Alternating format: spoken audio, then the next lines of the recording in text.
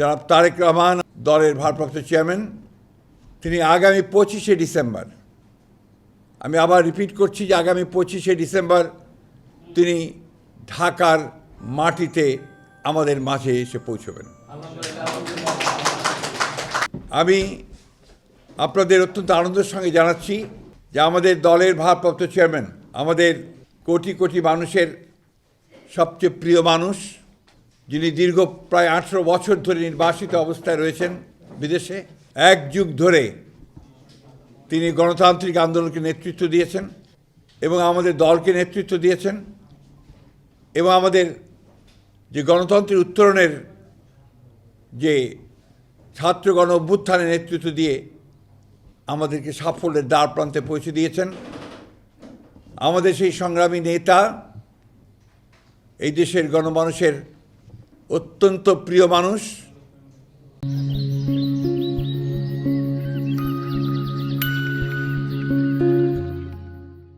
জনাব তারেক রহমান আমাদের দলের ভারপ্রাপ্ত চেয়ারম্যান, তিনি আগামী 25শে ডিসেম্বর, আমি আবার রিপিট করছি যে আগামী 25শে ডিসেম্বর তিনি ঢাকার মাটিতে আমাদের মাঝে এসে পৌঁছবেন। আমরা আমাদের দলের পক্ষ থেকে, সকলের পক্ষ থেকে আমরা তার এই আগমনকে শুধু স্বাগত নয়, আমরা আনন্দের সঙ্গে আমরা সমগ্র জাতিকে জানাতে চাইছি। এবং আজকে গণতন্ত্র উত্তরণের পথে যে সমস্ত বাধাগুলো সৃষ্টি হয়েছিল, আমরা মনে করি যে আমাদের ভারপ্রাপ্ত চেয়ারম্যান জনাব তারেক রহমান সাহেব দেশে এসে পৌঁছলে সেই সমস্ত বাধা দূর হয়ে যাবে। কারণ আপনারা জানেন যে একটা বৈঠক লন্ডনে যেটা আপনার সংগঠিত হয়েছিল, আমাদের ভারপ্রাপ্ত চেয়ারম্যান এবং বর্তমান যে প্রধান উপদেষ্টা, লন্ডনে যে সভাটি হয়েছিল, সেই সভায় সিদ্ধান্ত হয়েছিল যে ফেব্রুয়ারির মাসের মধ্যবর্তী সময় নির্বাচন অনুষ্ঠিত হবে। ফলে আমাদের নির্বাচন সম্পর্কে যতটুকু আপনার একটা শঙ্কা ছিল সেটা চলে গিয়েছিল। এবং গতকাল নির্বাচনের তফসিল ঘোষণার মধ্য দিয়ে নির্বাচনের যে রেল চলতে শুরু করেছে, যে সারা দেশের মানুষের মধ্যে যে একটা আশা প্রত্যাশা সৃষ্টি হয়েছে, সেটা বাস্তবায়িত হতে চলেছে।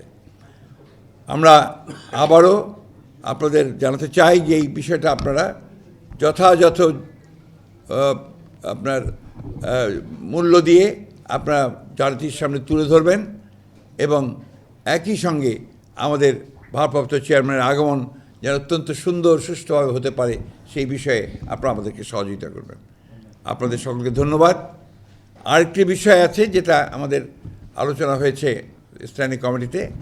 আপনারা আজকে দুপুরে যে একটা গুলির বিদ্ধ হয়েছেন হাদি সাহেব, না ইনসাফ পার্টির ওসমান হাদি সাহেব, ইনকিলাব পার্টি, দুঃখিত, ইনকিলাব পার্টি যে মঞ্চ, ইনকিলাব পার্টির মঞ্চের সম্ভাব্য প্রার্থী, তিনি গুলিবিদ্ধ হয়েছেন। এটা আমরা সাথে সাথে আমাদের ভারপ্রাপ্ত চেয়ারম্যান মহোদয়ও কন্ডেম করেছেন, পার্টির তরফ থেকে স্টেটমেন্ট দেওয়া হয়েছে, আমিও বলেছি। আমরা এটাকে সাথে সাথে নিন্দা জানিয়েছি এবং অতি দ্রুত যারা এই হত্যা চেষ্টা করেছে অথবা গুলি করেছে তাদেরকে বের করে তদন্ত করে তাদেরকে আইনের আওতায় আনার জন্য আমরা বলেছি।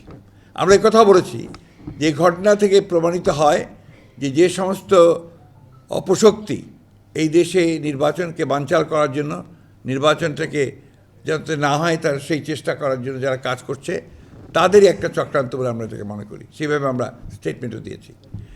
এবং সব আরও দুর্ভাগ্য যে এটা না বলে আমি পারছি না যে আমাদের সিনিয়র একজন স্ট্যান্ডিং কমিটির সদস্য মির্জা আব্বাস সাহেব, তিনি দীর্ঘকালের একজন আমাদের এই বিএনপির আমাদের নেতা, তিনি ওই আসনে তিনি একজন প্রার্থী আমাদের। তিনি স্বাভাবিকভাবেই একজন রাজনৈতিক নেতা হিসেবে তিনি সহানুভূতি দেখানোর জন্য সাথে সাথে সেখানে ছুটে গিয়েছিলেন। কিন্তু দুর্ভাগ্যক্রমে সেই দলের কিছু ব্যক্তি, কিছু সমর্থক, আরও কিছু আপনার চক্রান্তকারী, তারা সেখানে সমবেত হয়ে উত্তেজনামূলক স্লোগান দেয় এবং এক পর্যায়ে তারা একটা মব সৃষ্টি করার চেষ্টা করে, যেটাকে আমরা তীব্র নিন্দা জানাচ্ছি এবং হুঁশিয়ার করে দিতে চাই আমরা সকল পক্ষকে, এই ধরনের আচরণ করতে গেলে বিএনপি বসে থাকবে না, বিএনপি তার জবাব সাথে সাথে দেবে। আমরা খুব পরিষ্কার করে বলতে চাই যে আমরা কোনো রকমের কোনো গোলযোগ চাই না, কোনো সন্ত্রাস চাই না, কিন্তু বিএনপির উপরে কোনো আঘাত আসলে বিএনপি কখনোই কিন্তু সেটাকে আপনার সহজভাবে নেবে না, এবং তার কীভাবে জবাব দিতে হয় বিএনপি সেটা জানে।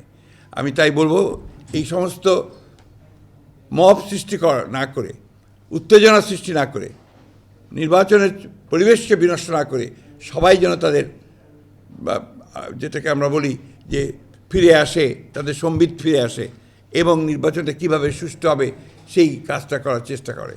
না হলে যেটা হবে সেটা হচ্ছে গণতন্ত্রের উত্তরণের পথ ব্যাহত হবে, গণতন্ত্রের যাত্রা ব্যাহত হবে। আমি ওই জন্য অনুরোধ করব সংসদের সকল মহলকে যে তারা যেন এই বিষয়টাকে অত্যন্ত গুরুত্ব দেয় এবং কোনোরকম উত্তেজনা সৃষ্টি না করে তারা কাজ করে।